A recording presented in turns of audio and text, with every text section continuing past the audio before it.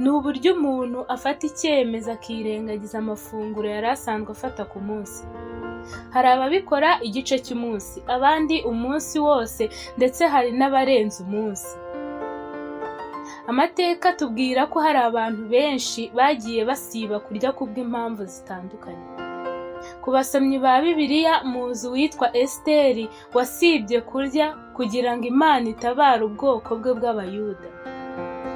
Ku basomyi ba Bibiliya kandi muzi Kristo, Yesu Kristo wamaze iminsi 40 atarya atanywa. Ibyo ni ku bakristo. Ariko kandi abantu bagiye banga kurya kubw'impamvu za politike mu rwego rwo kwigaragambya bafite icyo bashaka kugeraho.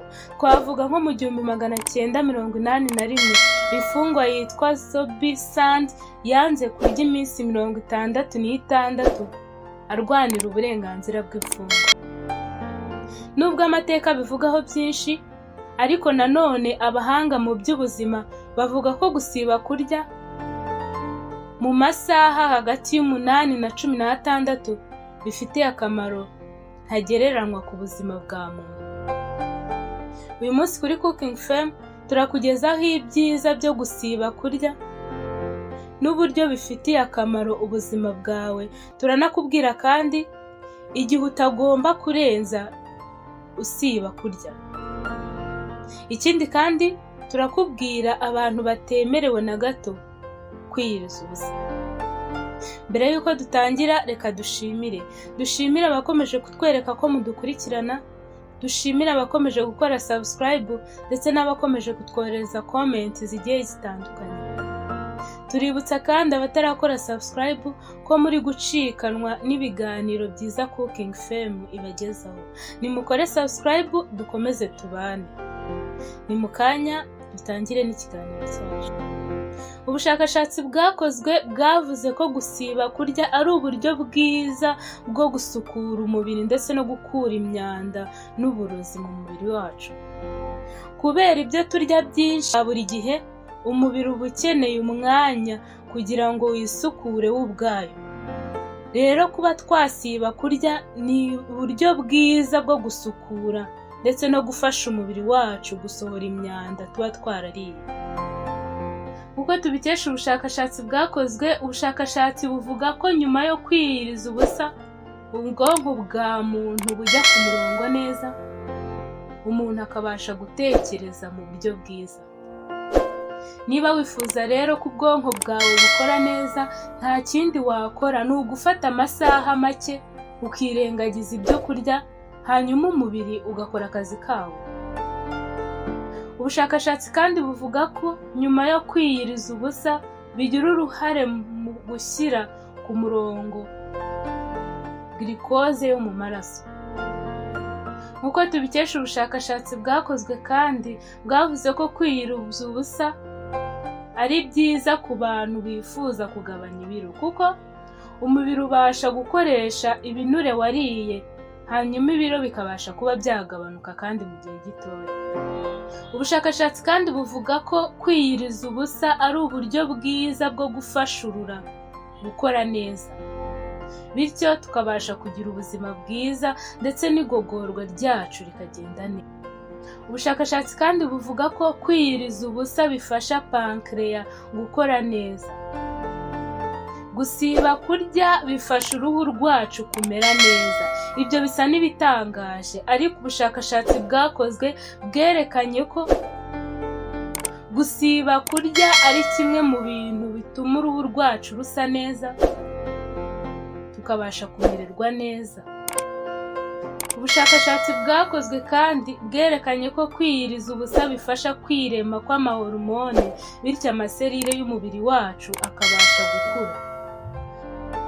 Bwakozwe kandi bwerekanye ko kwiyiriza ubusa bifasha umubiri wacu ndetse bikadufasha kuba twakwirinda indwara y'umutima, kuko kwiyiriza ubusa bishyira ku murongo glucose yo mu maraso nk'uko twabibonye haruguru. Bikagabanya kandi cholesterol mbi mu mubiri, bityo umutima wacu ukabasha kugira ubuzima. Ubushakashatsi buvuga ko kwiyiriza ubusa ari byiza cyane ku bantu bagiye gukorerwa operation, ku bantu bagiye kubagwa. Abaganga babasaba kwiyiriza ubusa cyangwa se kutagira ikintu bafata hagati y'amasaha 2 n'8 mbere y'uko babagwa.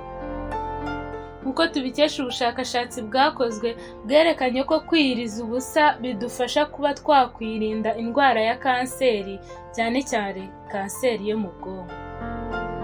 Mwabyumviye rero ko kwiyiriza ubusa abantu benshi batinya ari byinshi bimariye ubuzima bwacu. Noneho rero reka turebere hamwe amasaha yemewe yo kwiyiriza ubusa ku buryo bitaguteza ikibazo. Ubushakashatsi buvuga ko ari byiza kwiyiriza ubusa nturenze amasaha 16 ku munsi. Ibyo bikoze nta kintu byakwangiza ku buzima bwawe, ahubwo wahura n'ibyiza. Bakunzi ba Cooking Fame, noneho reka turebere hamwe abantu bakwiye kwirinda kwiyiriza ubusa, abantu batabyemerewe. Ubushakashatsi bwerekana ko umuntu utakwiye kwiyiriza ari umuntu ufite ikibazo cyo kubura apeti. Umuntu wari usanzwe ufite ikibazo cyo kubura apeti ntago yemerewe kwiyiriza ubusa. Ubushakashatsi buvuga ko kandi umuntu ufite ikibazo cyo kubura ibitotsi nawe atemerewe kwiyiriza ubusa. Niba kandi urimo ushaka kubyibuha, gusiba kurya ntabwo byemerewe, kubera ko byakwangiza umugambi wawe wari ufite wo kubyibuha vuba.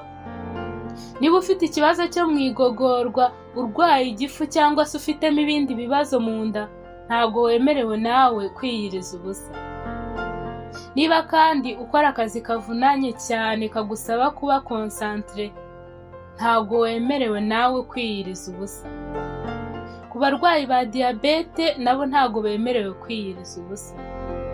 Ubushakashatsi kandi buvuga ko atari byiza kwiyiriza ubusa ku bagore batwite cyangwa se bonsa. Niba kandi uri kunywa imiti igusaba kuyinywa wariye, nawe ntabwo wemerewe kwiyiriza ubusa. Niba usanzwe uzi ko ubudahangarwa bw'umubiri wawe buri hasi cyangwa se ukaba urwaye indwara ya kanseri, nawe ntabwo wemerewe kwiyiriza ubusa.